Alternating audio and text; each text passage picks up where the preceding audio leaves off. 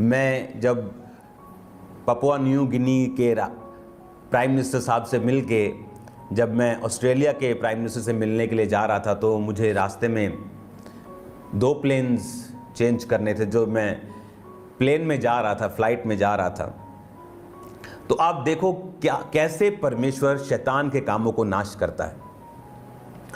तो plane late हो गया, जो PNG वाला पपुआ न्यू गिनी का प्लेन था वो लेट हुआ। चलो 2 घंटे, 3 घंटे, 4 घंटे, 5 घंटे, वो इतना लेट हुआ कि जो अगली कनेक्टिंग फ्लाइट थी वो पॉसिबल नहीं थी कि हम पकड़ सकें।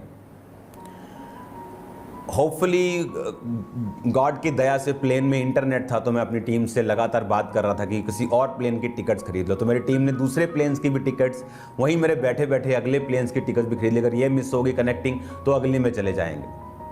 तो ये बहुत कम होता है कि आप बहुत ज़्यादा लेट हो जाएं। और देखो, हम पहुंच रहे थे और फिर क्या हुआ कि उसको लैंडिंग की परमिशन थोड़ी लेट मिली, तो वो आसमान में उसने एक और गोल चक्कर लगाया।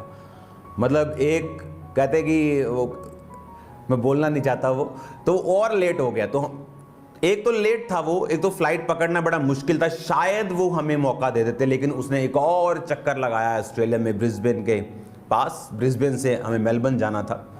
जब एक और चक्कर लगाया तो वो फ्लाइट का टाइम निकल गया।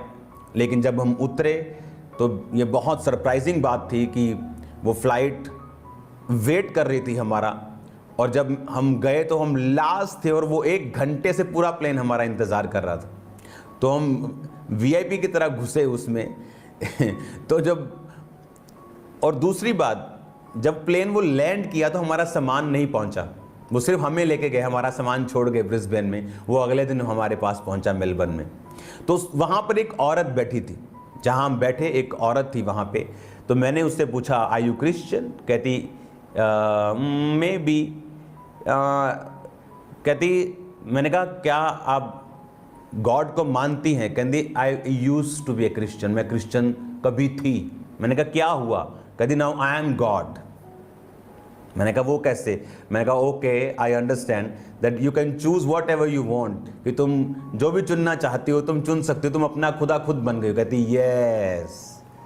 तो मैं और मेरी पत्नी ने फिर उसे 1 घंटा जो वचन दिया, जो उसने हीलिंग्स देखी चर्च की, क्योंकि इंटरनेट फ्लाइट में ऑन था, जो उसने काम देखे, जो उसने मेरी टेस्टिमनी को सुना, कहती यू आर कन्वर्टिंग मी, कहती तुम मुझे क्रिश्चियन बना रहे हो फिर से। हालेलुया। उसकी कहती मेरी मदर रोज़ मेरे लिए प्रार्थना करती है, रोज़ मेरे लिए प्रेयर करती है कि शैतान मेरी ज़िंदगी से दूर हो। कहती इतनी प्रार्थना करती है कि मैं परमेश्वर में वापस आऊँ। मैंने कहा उसी प्रार्थना का ये असर है कि परमेश्वर ने पूरे का पूरा प्लेन रुकवा के रखा है, ताकि मैं तुम्हारे पास आकर बैठ सकूं और तुम्हें टेस्टिमनी दे सकूं। और जब मैं वहां पे बैठा और उसको टेस्टिमनी दी, कहती टुडे गॉड गिव मी ए साइन, खुदा ने मुझे आज कुछ साइन दिया है। वो भी कंफ्यूज थी, क्योंकि मोस्टली फॉरेन चर्चेस में खुदा की सामर्थ नहीं है, बहुत कम प्रीचिंग करते हैं लेकिन पावर नहीं। जहां पावर की डेमोन्स्ट्रेशन कम होती है वहां लोगों का विश्वास कई बार जल्दी हिल जाता है। इसलिए जीसस क्राइस्ट ने कहा था, जब तक तुम कदापि चिन्ह और चमत्कार नहीं देख लोगे, कदापि विश्वास नहीं करोगे। इसीलिए पावर्स को, साइंस को, वंडर्स को क्रिटिसाइज करने के बजाय उसे एम्ब्रेस किया जाए, उसको हक किया जाए, उसे मांगा जाए परमेश्वर प्रभु यीशु मसीह से। चिन्ह 2 तरह के हैं। एक तो खुदा चिन्ह देता है, बाइबल कहती प्रेरितों के हाथों से उसने चिन्ह देकर, चमत्कार देकर तुम्हें उस वचन की सिद्धि करवाई है कि वचन जो हम कह रहे हैं वो सिद्ध है, वो पूरा है, वो सही है। और एक चिन्ह है, बाइबल कहती अंत के दिनों में जो शैतान अपने लोगों से चिन्ह देगा, वो चिन्ह अलग है, क्योंकि वो परमेश्वर को परमेश्वर नहीं समझेगा, वो बोलेगा मैं मसीह हूं। लेकिन बाइबल कहती प्रेरितों के हाथों में भी परमेश्वर चिन्ह देगा, ताकि लोग परमेश्वर की ओर मुड़ सकें। वो चिन्ह, मैं पावरफुल नहीं हूं, मैं परमेश्वर, मैं क्राइस्ट, मैं मसीह नहीं हूं। वो मसीह है जो मारा गया और जी उठा, और जी उठ के गया और पवित्र आत्मा को भेजा। वही आत्मा आज आपसे बात कर रहा है, आपके बीच में भी और मेरे बीच में भी है। अब उस औरत को जब वचन दिया गया, वो परमेश्वर में, मैं आपको बता सकता हूं, वो कभी भी तौबा कर चुकी होगी और चर्च में जा रही होगी, या बिल्कुल नज़दीक होगी, क्योंकि उसे साइन मिला। कहते हैं आज मुझे खुदा ने साइन दिया है, मेरी माता की प्रार्थना का उत्तर दिया है। प्रेयर्स ने शैतान के कामों को फिनिश कर दिया।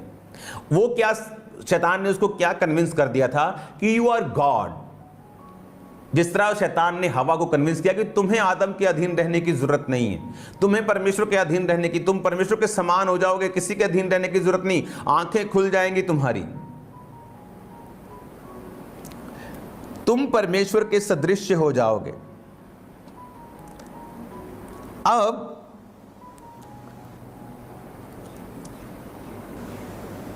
उसके कहने का मतलब यह था कि तुम अपनी जिंदगी का बुरा और भला खुद तय कर पाओगे। नया नियम में परमेश्वर ने क्या किया, जब ये कर्स से जीसस क्राइस्ट ने इंसान जाति को निकाला, बाइबल कहती है जो काट पे लटकाया जाता है वो श्रापित है। किसके लिए? आपके लिए और मेरे लिए। जो कर्स आदम और हवा से हमारे अंदर था वो खत्म हो जाए। ओके, कौन सा कर्स? वही कर्स जो आज लोगों के अंदर है। बिजनेस जल गया, बुरा हुआ, बीमारी आ गई, बुरा हुआ, परीक्षा आ गई, बुरा हुआ। लेकिन जैसे ही आप क्राइस्ट में आते हैं, आप बोलते हैं सब बातें मिलकर भलाई को पैदा करती हैं। वो बुरे और भले का ज्ञान फिर से आपकी लाइफ को छोड़ के चला जाता है।